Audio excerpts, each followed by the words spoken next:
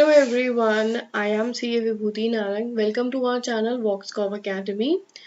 आज की वीडियो में मैं रिवर्स चार्ज मैकेनिज्म में जो लिस्ट में नोटिफाइड गुड्स एंड सर्विसेज हैं उसके ऊपर डिस्कशन करूंगी। रिवर्स चार्ज क्या है और अनरजिस्टर्ड के ऊपर रिवर्स चार्ज कैसे अप्लाई होता है, इसके ऊपर एक डिटेल्ड वीडियो मैंने बिल्कुल इससे इमीडिएटली पहले यूट्यूब पे डाली है। उसका लिंक मैं आपको description box as well as i button पर प्रोवाइड कर दूंगी। आज की वीडियो में मैं सिर्फ जो भी नोटिफाइड गुड्स हैं और सर्विसेज हैं लिस्ट के थ्रू, मतलब गवर्नमेंट ने एक्ट में नोटिफाई किया है कि इन गुड्स और इन सर्विसेज पे अगर एक बायर परचेज करता है तो बायर जो है वो रिस्पॉन्सिबल रहेगा टैक्स पेमेंट के लिए और बायर उसका इनपुट भी जो है वो अवेल कर पाएगा।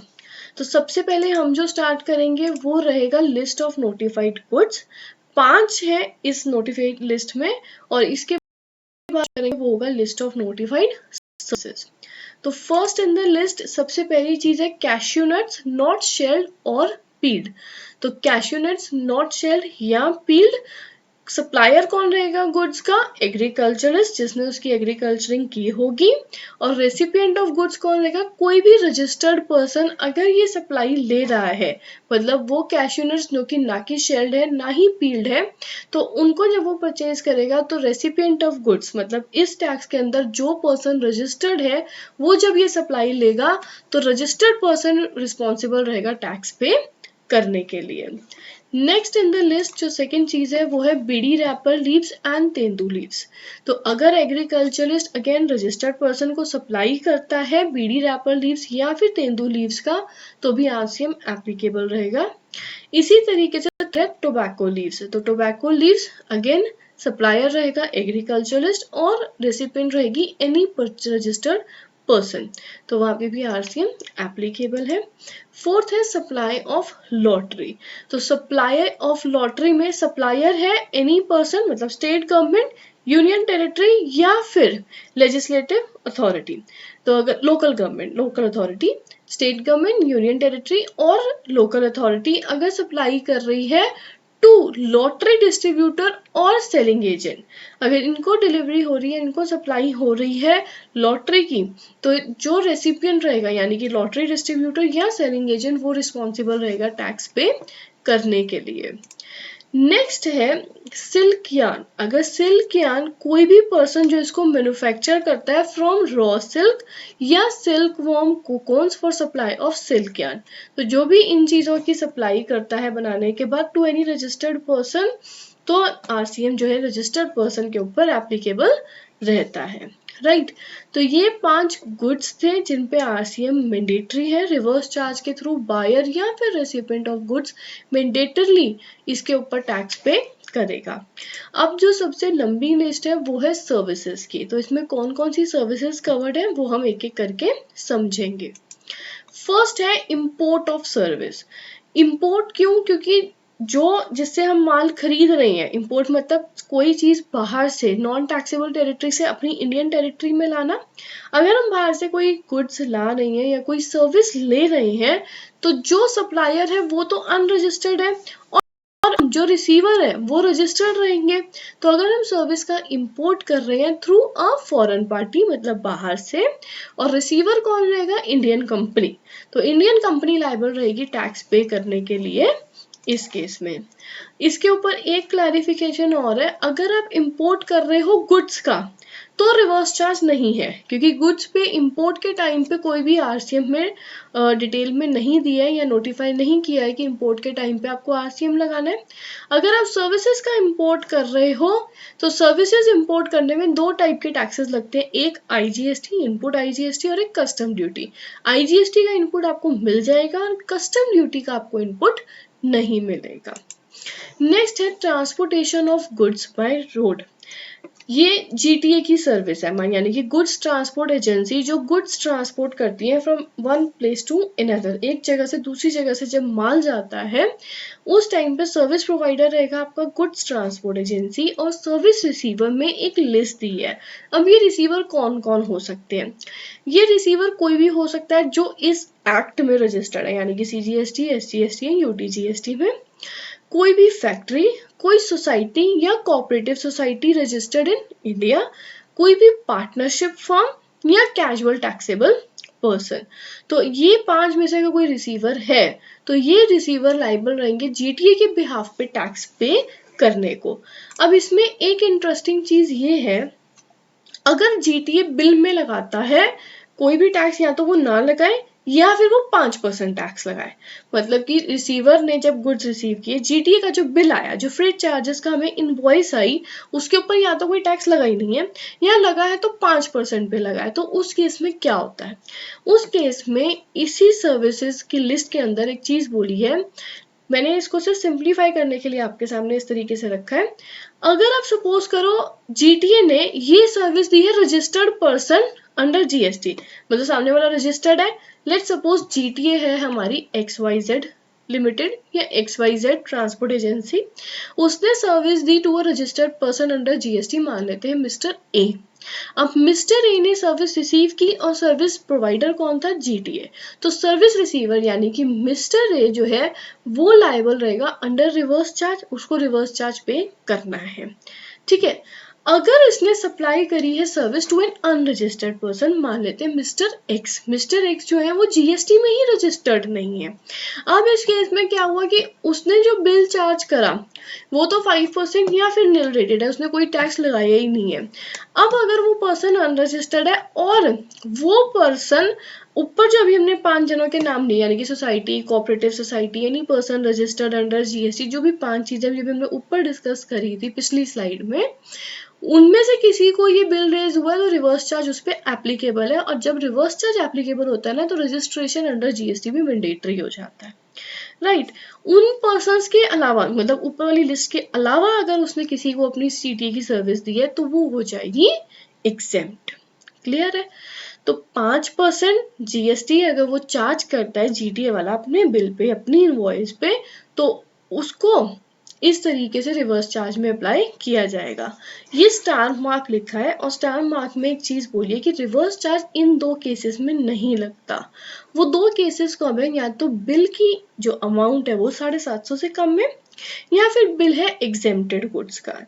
तो इन दोनों केसेस में आरसीएम जो है वो एप्लीकेबल नहीं होगा, यानी कि जो जीटीए था हमारे केस में, अगर वो 750 से कम का बिल दे रहा है तो भी आरसीएम नहीं लगेगा, या वो एग्जेम्प्टेड गुड्स का बिल दे रहा है तो भी आरसीएम जो है अप्लाई नहीं होगा।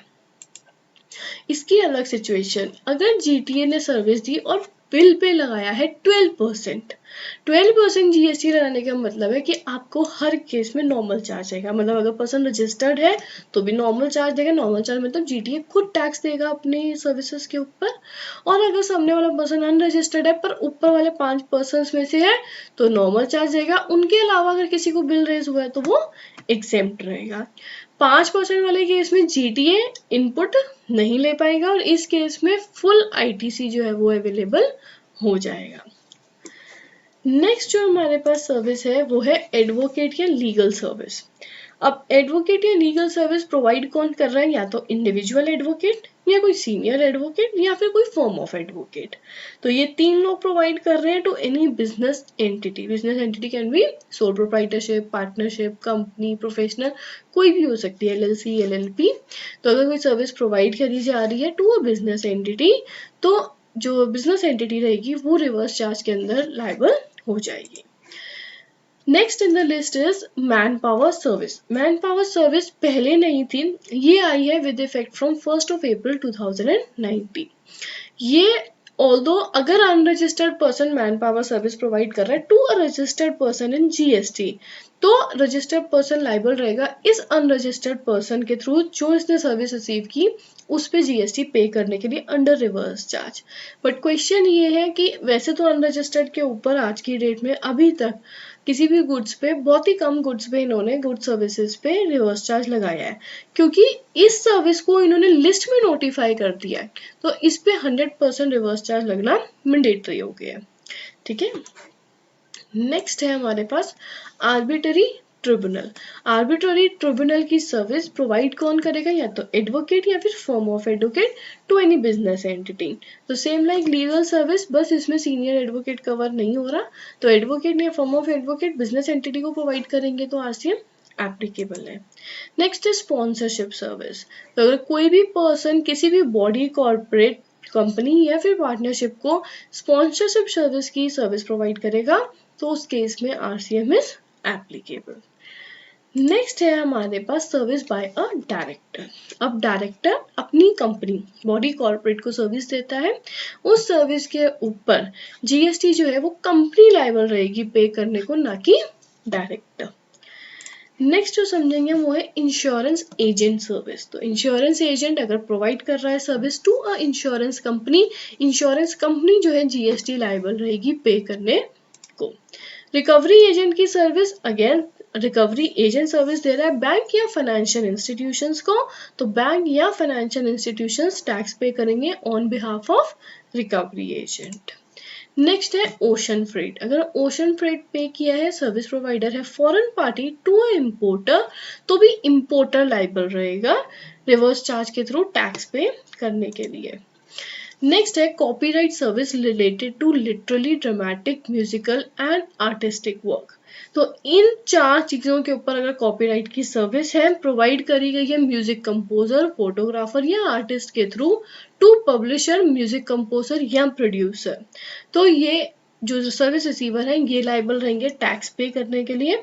इसी के बिल्कुल ही सिमिलर है, इसके अलावा ऊपर वाली 4 सर्विसेज के अलावा अगर कोई कॉपीराइट सर्विस है और प्रोवाइड करी गई है author who has transferred the copyright relating to original literary work to a publisher, अगर उसने ओरिजिनल कॉपीराइट लिटरेरी वर्क का ट्रांसफर किया है टू अ पब्लिशर, तो पब्लिशर लायबल रहेगा GST पेमेंट के लिए। नेक्स्ट है रेडियो टैक्सी की सर्विस। तो नाउ रेडियो टैक्सी की सर्विस प्रोवाइड कौन करेगा? Taxi driver to the e commerce company.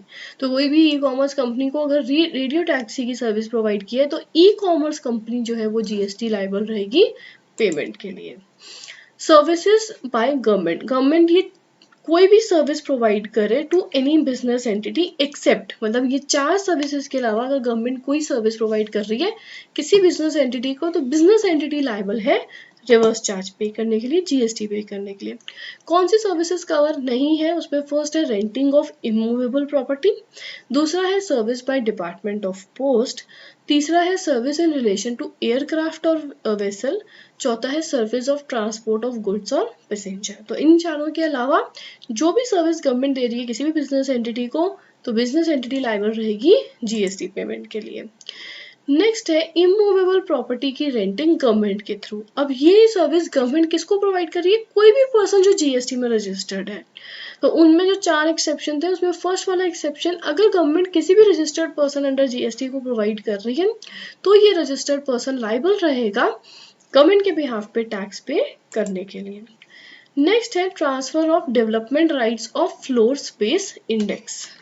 अगर development rights of floor space index कोई भी पर्सन प्रमोटर को सर्विस ये प्रोवाइड करता है तो प्रमोटर लायबल रहता है इस केस में GST पे करने के लिए। अगर मैं रिवर्स चार्ज ऑन प्रमोटर की बात करूँ ना, तो इससे पुरानी वाली जो अनरजिस्टर्ड रिवर्स चार्ज की वीडियो है उसमें हमने देखा होगा कि जो सेक्शन 9(3) में कवर होते हैं वो लिस्ट के रिवर्स चार्ज है, और जो सेक्शन 9(4) में कवर होते हैं वो आपके अनरजिस्टर्ड का रिवर्स चार्ज है। अब इस 9(4) वाले में input plus input service from registered supplier अगर प्रमोटर को मिल रहा है लेस देन 80%, तो 9(4) में कवर है सेक्शन 9 सबसेक्शन 4 में। अगर purchase of cement bye unregistered person है या purchase of capital goods by unregistered person है तो सेक्शन 9 सबसेक्शन 4 में कवर है।